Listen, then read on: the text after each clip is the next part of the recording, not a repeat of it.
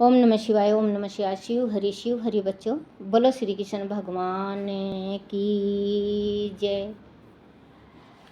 बोलो भागवत गीता की जय। बोलो अपने अपने पितरोजी महाराज की जय। तीसरा अध्याय भागवत गीता का। अर्जुन बोला कि हे केशव, एक ओर आप ज्ञान को श्रेष्ठ बता रहे हैं तथा दूसरी ओर मुझे युद्ध करने के लिए भी प्रेरित कर रहे हैं। यह दोनों ही विपरीत हैं। कृपा करके एक बात ही आप निश्चय करके कहें जिससे मेरा कल्याण हो। तब श्री कृष्ण बोले कि हे पार्थ, ब्रह्मा द्वारा रचित इस सृष्टि में दो प्रकार के प्राणी हैं। जो लोग ज्ञानी हैं उनकी निष्ठा ज्ञान योग में होती है, और जो कर्म निष्ठा हैं उनकी निष्ठा सदैव कर्म योग में होती है। हे अर्जुन, जो प्राणी कोई कर्म नहीं करे और अपने आप को निष्काम सन्यासी समझे तो वह उसकी भूल है, क्योंकि माता के गर्भ में आने से लेकर मृत्यु उपरांत प्राणी सदैव कर्म करता रहता है। अर्जुन, सर्वाधिक महातन कर्म ही है।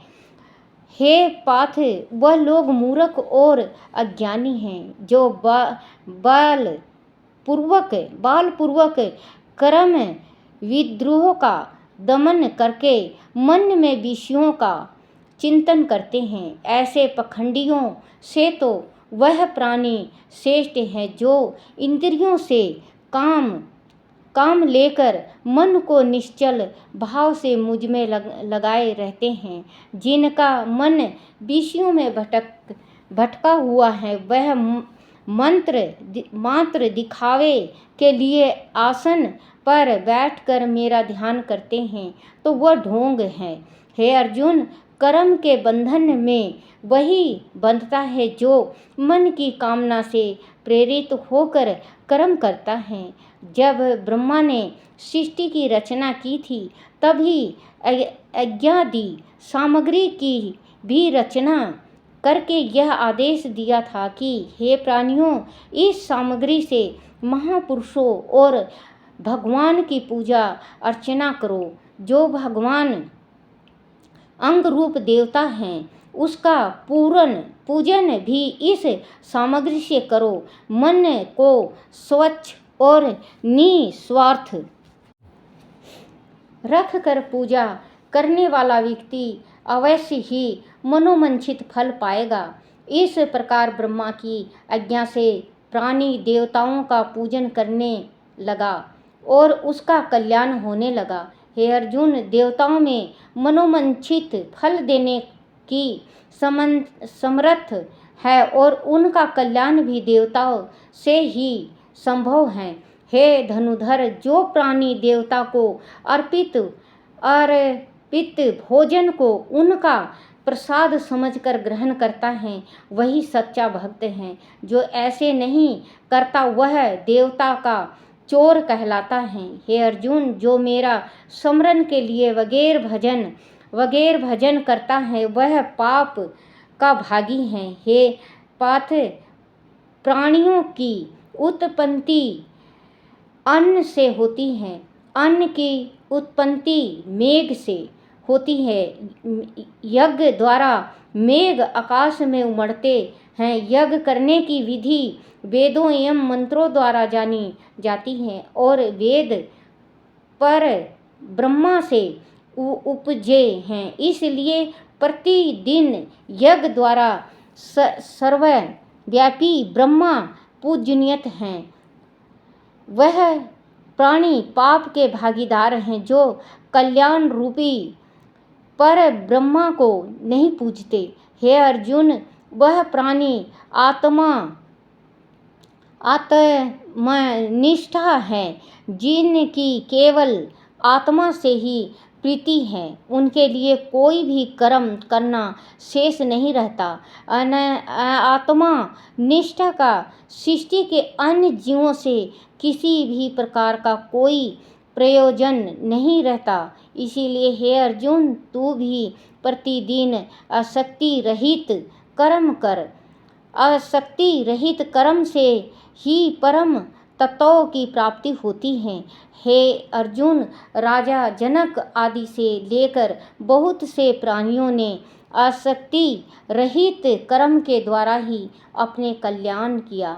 इसीलिए हे पार्थ, तेरे लिए भी कर्म करना ही शोभनीय है।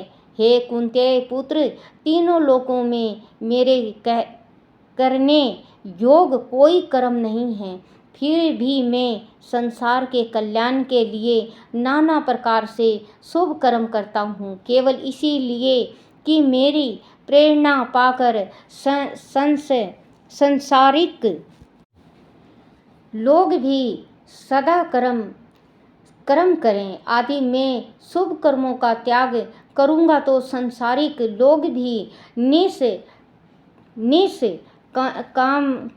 काम्य होकर पथ भ्रष्ट हो जाएंगे। आदि मैं ऐसा नहीं करूँगा तो फिर भी प्रजा पालक कैसे कहलाऊँगा। हे अर्जुन, निरासक्त ज्ञानी को भी आसक्त प्राणियों की भी भांति लोक हित के निमित्त कर्म करते रहना चाहिए। विवेकी प्राणी चाहे सिद्ध अवस्था को ही क्यों ना प्राप्त हो जाए, तब भी उसका यह कर्तव्य है कि लोगों के कल्याण के निमित्त सदा कर्मों का त्याग न करे, सदा कर्मों की कदापि निंदा न करें। निमित्त जो प्राणी सिद्ध अवस्था को प्राप्त हुए हैं, वह अन्य संसारिक लोगों को सदा कर्मों से भ्रष्ट न करें, वह मेरा आदेश है। प्राणियों के भले बुरे कर्म शारीरिक इंद्रियों, मोह माया, प्रकृति से उत्पन्न वह उनके स्वभावना अनुसार होते हैं। हे अर्जुन, सभी प्राणियों का रक्षक मैं ही हूँ, इसीलिए अपने सभी कर्म एकग्रचित्त होकर मुझे अर्पित कर। हे पार्थ, निष्काम भाव से शोक और मोह का त्याग करके तू युद्ध कर। प्राणधारियों का ईश्वर होने के कारण मैं ही आत्मा हूँ। हे अर्जुन, प्राणी को रोग दोष वह वाशीभूत कदापि नहीं होना चाहिए, क्योंकि राग देश मोह मार्ग के सबसे बड़े शत्रु हैं। हे पार्थ, मैं जगत पालक हूँ। अंत तू अपने मन में उत्पन्न हर शोक को मुझे अर्पण कर दे और निराश मत हो, क्योंकि निराश ही योद्धा की सबसे बड़ी शत्रु है। हे अर्जुन, जैसे प्रकृति ने प्राणी के अंदर माया को उत्पन्न किया है, वैसे ही इससे कर्म होते हैं। प्रत्येक प्राणी स्वभाव के वश में है, वह स्वभाव अपने वश में नहीं है। वह बात गहराई से समझ कर किसी को भला अथवा बुरा कहना भी पाप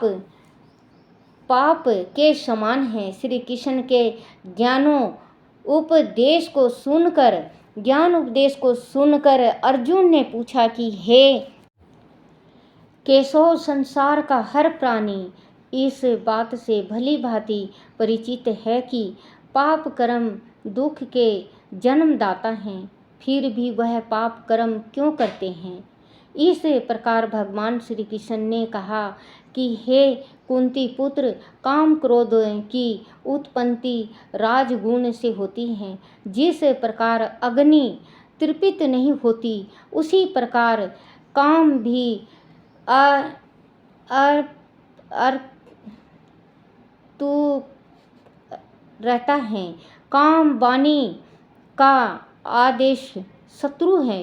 इसका निवास प्राणी के शरीर, मन और इंद्रियों में होता है।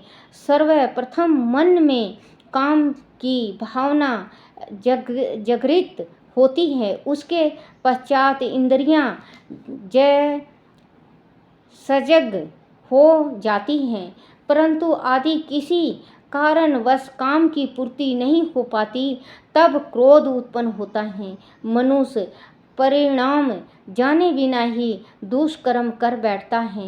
हे कुंती पुत्र अर्जुन, काम और क्रोध ही प्राणी को भ्रमित करते हैं, जिसके फल स्वरूप वह बड़े से बड़ा दुख भोगता है। हे अर्जुन, मुझे ना पहचानने का ज्ञान प्राणी के अंतर आत्मा में छाया रहता है। जिस प्रकार अग्नि को धुआं ढक लेता है और धूल दर्पण को ढक लेती है, उसी प्रकार काम और क्रोध ने प्राणी के ज्ञान को ढक लिया है।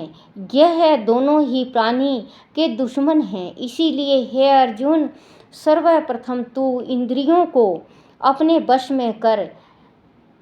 हे पार्थ, जो मनुष्य अपनी बुद्धि और विवेक द्वारा काम क्रोध तथा लोभ पर विजय पा लेता है, अंत तू अपने बल का प्रयोग करके काम क्रोध आदि दुष्टों का हनन कर। यही से तेरी विजय का श्री गणेश होगा। बोलो श्री कृष्ण भगवान की जय।